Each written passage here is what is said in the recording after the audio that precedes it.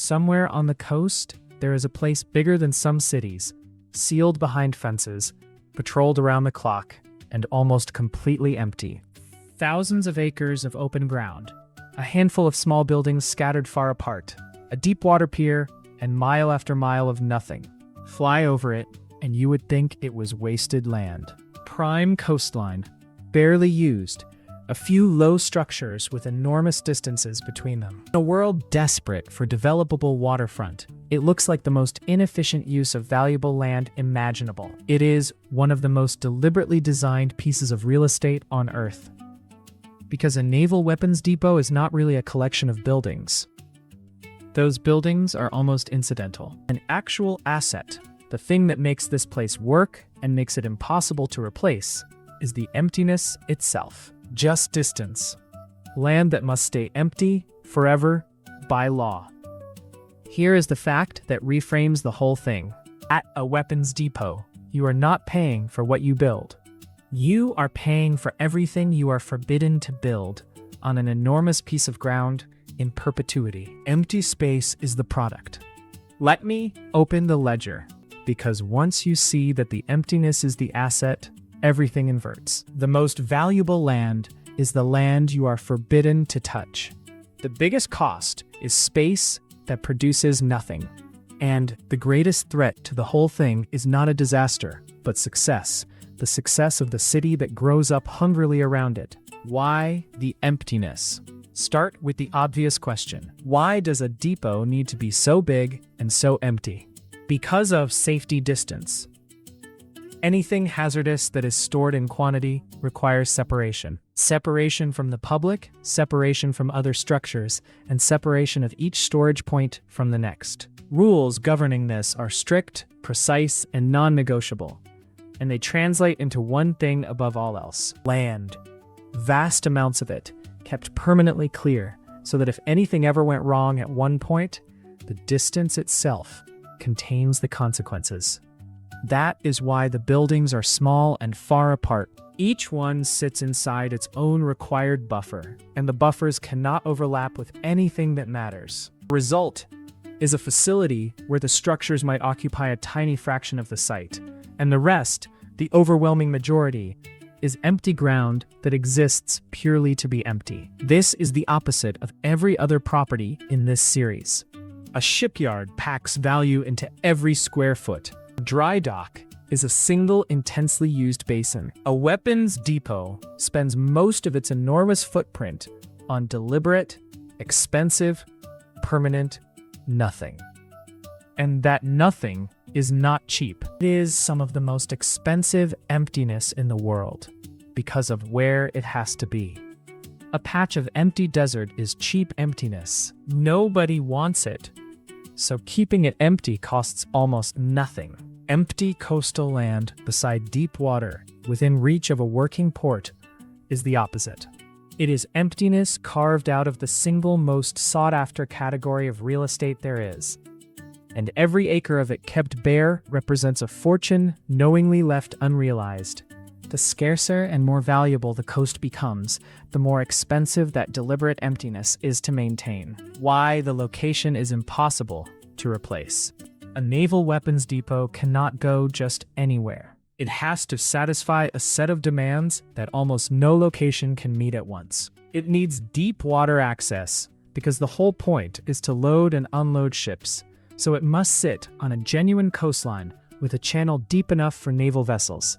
That immediately puts it on some of the most valuable and most contested land there is.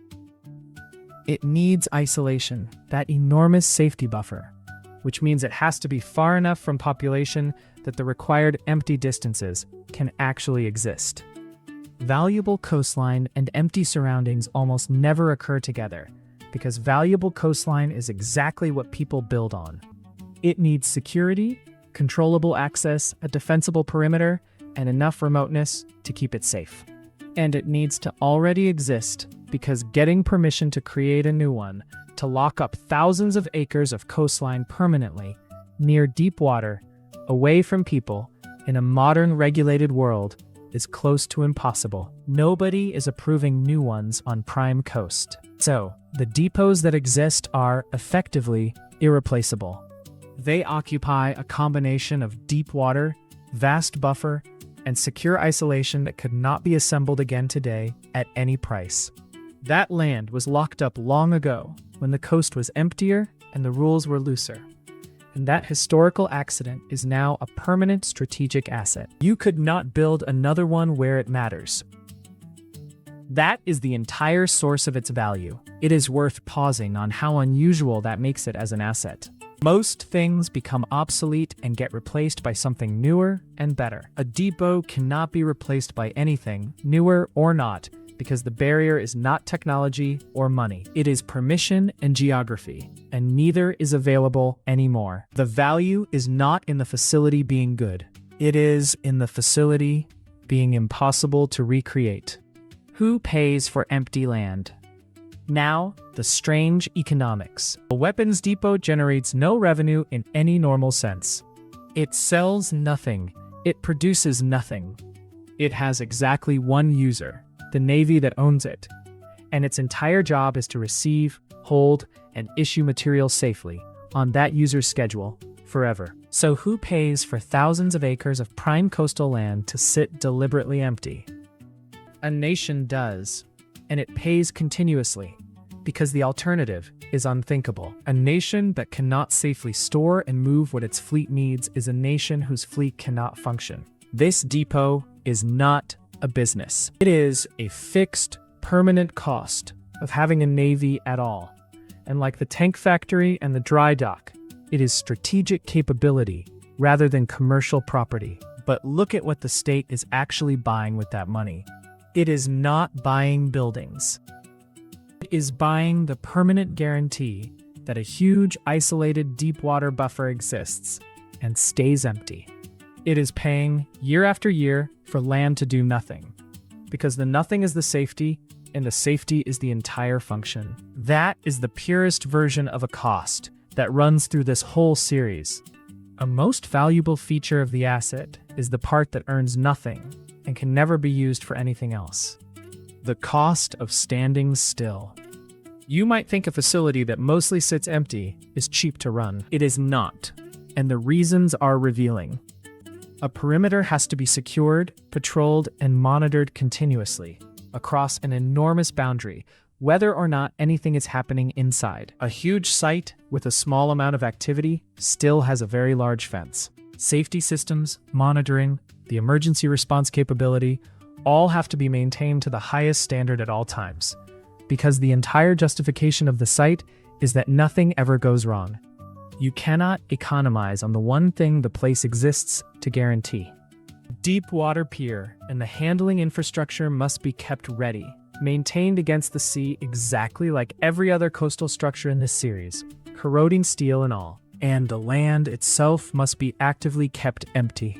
Not just left alone, but managed, patrolled, and defended against the constant pressure of a world that would love to develop it. Every year, that empty coastline is worth more to somebody, and every year it has to stay locked. So the cost is not in throughput, it is in permanence. This depot costs money to keep existing, in a state of perpetual readiness, on land that grows more valuable and more contested with every passing decade. The trap of the valuable void.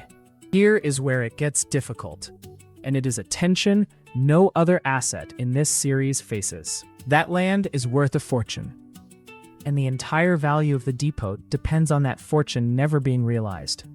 Think about what that means. Thousands of acres of deep water coastline in a region that may have grown up all around it is worth an almost unimaginable sum as real estate. A developer sees a dream. A city sees housing, a port, a waterfront district. Pressure to release even a part of it is enormous, and it never stops. But the moment you build on the buffer is gone, and it cannot come back. A safety distance that took a specific historical accident to create cannot be recreated once it is filled. Sell the empty land for its enormous value, and you have destroyed the exact thing that made the depot possible permanently. So, the asset is trapped in a paradox. Its surroundings become more valuable every year, and that rising value is not an opportunity, it is a threat. A depot survives only as long as everyone resists the temptation to cash in the emptiness. The day anyone decides the coast is too valuable to waste on empty safety land is the day the capability begins to die, and it cannot be rebuilt. This is why these places are defended as fiercely in the planning office as at the perimeter fence. Every generation, the argument returns. The land is too valuable. The housing is too needed. Surely just a portion could be released. And every generation that gives in a little discovers that a buffer is not divisible. You cannot keep half a safety distance. Once the encroachment starts, the logic that justified the whole site quietly collapses. A most dangerous thing to a weapons depot is not an accident. It is a property boom. An accident is what the entire site is engineered to prevent, and it usually does. A property boom is something no fence or protocol can stop, because it works through committees and budgets and the entirely reasonable wish of a growing region for more land. The depot can defend itself against fire and flood and intrusion. It has no defense against being wanted. The verdict. So, could you own a naval weapons depot? No. And by now, the reason is familiar. It is strategic capability, held by the state, not sold as property, because a nation does not hand over the ability to arm and supply its own fleet. Like the tank factory, the dry dock, and the boneyard, it belongs to the small category of assets that exist outside the market entirely, kept because they must be, not because they earn. But it teaches the clearest lesson of the whole strategic set. Some assets are valuable precisely because of what they refuse to do. A tank factory that builds tanks nobody needs yet. A dry dock that sits empty between ships. A boneyard that stores instead of scraps. And a weapons depot whose greatest asset is thousands of acres doing deliberately, expensively, permanently nothing. There is no good year and bad year here in the usual sense, because the depot does not chase demand or revenue. Its good year is a quiet one, where nothing happens, the buffer holds, the land stays empty, and the capability remains intact and ready. Its bad year is the one where the pressure to develop finally wins, a piece of the emptiness is sold, and a buffer that took a century of restraint to preserve is gone in a single profitable decision. Same land. What separates them is whether a nation had the discipline to keep it empty. Every other asset in this series is judged by what it does. How much it earns, how much it builds, how hard it works. A naval weapons depot is judged by what it successfully prevents. It is a machine for making sure that nothing ever happens, and its entire value is measured in disasters that did not occur and space that stayed empty. You are not buying land to use it. You are buying land specifically so that no one ever can use it.